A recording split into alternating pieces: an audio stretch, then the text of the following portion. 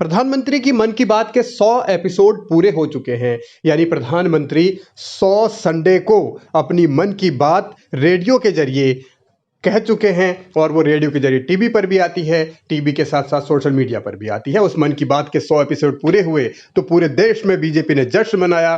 BJP के तमाम नेता, वो चाहे मंत्री हों, मुख्यमंत्री हों, पूर्व मुख्यमंत्री हों, संगठन के नेता हों या दूसरे पदाधिकारी हों, हर किसी ने इस मन की बात को सुना और इस मन की बात के जरिए एक तरीके से ये बतलाने की कोशिश की गई कि इतिहास बना है और इस इतिहास के क्या क्या फायदे हैं वो भी गिनाए गए। इतिहास में पहले प्रधानमंत्री आदरणीय मोदी जी हैं जिनके 100 लगातार अनवरत रूप से 100 एपिसोड मन की बात के संपन्न हुए हैं।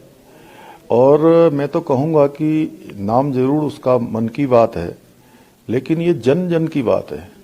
देश के अनेकों स्थानों की बात है, ऐसे लोगों की बात है जो लगातार परिश्रम करते थे, जिनको मान्यता नहीं मिलती थी।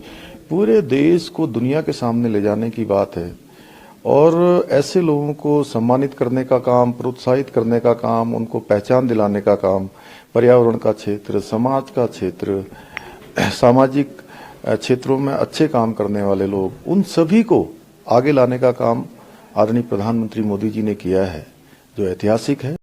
प्रधानमंत्री की मन की बात उत्तराखंड के मंत्रियों ने भी सुनी, उत्तराखंड में बीजेपी के पदाधिकारियों, नेताओं ने भी सुनी। मगर सवाल ये कि क्या बीजेपी के नेता प्रधानमंत्री की इस मन की बात पर खुद भी अमल करते हैं या सिर्फ सुनने तक ही सब कुछ सीमित रह जाता है। ये भारतीय जनता पार्टी अपने तरीके से उत्तराखंड में जब सरकार चला रही है तो क्या क्या सवाल हैं, वो सवाल भी उठते हैं। लेकिन इन सवालों के बीच सियासत अलग पहलू की तरफ जाती है और वो सियासत सवालों के जरिए उठती है और उस सवालों का जवाब कब मिलेगा ये बीजेपी के नेता बताते नहीं। प्रधानमंत्री की मन की बात में क्या क्या हुआ, क्या क्या नहीं हुआ, वो तमाम अलग पहलू हैं। लेकिन राजनीतिक तौर पर कांग्रेस अपने तरीके से सरकार को घेर रही है। देखिए, मन की बात का लाभ क्या है मेरी आज तक समझ में नहीं आया। एक भी हिंदुस्तानी को इस मन की बात का फायदा नहीं हुआ, सिवाय बीजेपी के फर्जी नेताओं को छोड़कर। मेरी अंकिता बेटी के साथ जो अन्याय हुआ, जो वीआईपी था उसमें सम्मिलित, जो अंकिता ने खुद कहा, उसका आज तक नाम पता नहीं चला। मन की बात पर उसका जिक्र होना चाहिए।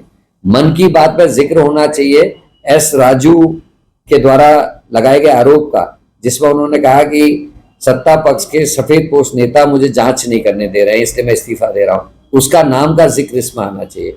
भर्ती घोटाले में पटवारी पेपर लीक जब हुआ तो उसमें क्या कमी रही सरकार की, उस पर मन की बात में बात होनी चाहिए।